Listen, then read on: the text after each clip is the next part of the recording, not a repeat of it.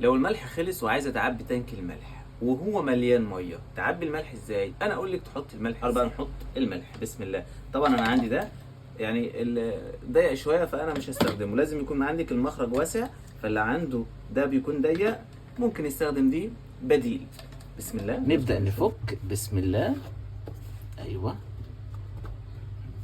طبعا زي ما انتم شايفين مليان ميه، ده طبيعي. وانا بحط القمع المفضل عندي ده لانه بيديني واسع شويه وبيديني زياده في الحركه. طبعا يا ست الكل مفيش ملح يقع في التلاجة في الغساله، ولو لو حبايه وقعت في الغساله تشيليها، ولما تحطي ملح لازم فورا تشغلي دوره في الغساله. بمعنى ما تحطيش الملح الا اذا انت بتبقي عارفه ان انت هتشغلي الغساله. بسم الله.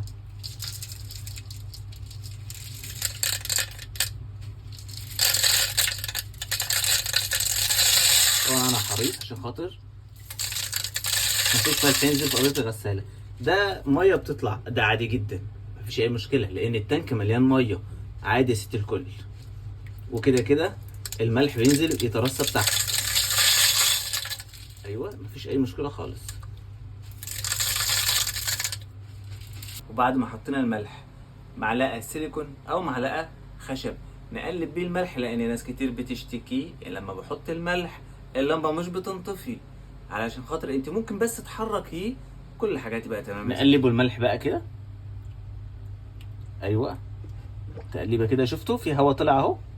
لا الهوا ده يطلع ويبقى ايه متقلب كده علشان خاطر لمبه الملح لا لمبه الملح ما تعلقش كده. تمام وزي الفل.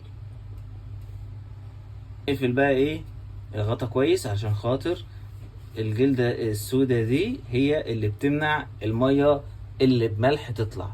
نقفله كويس ونتأكد انه ما بيسربش. ايوه كده تمام ان شاء الله مفيش اي تسريب.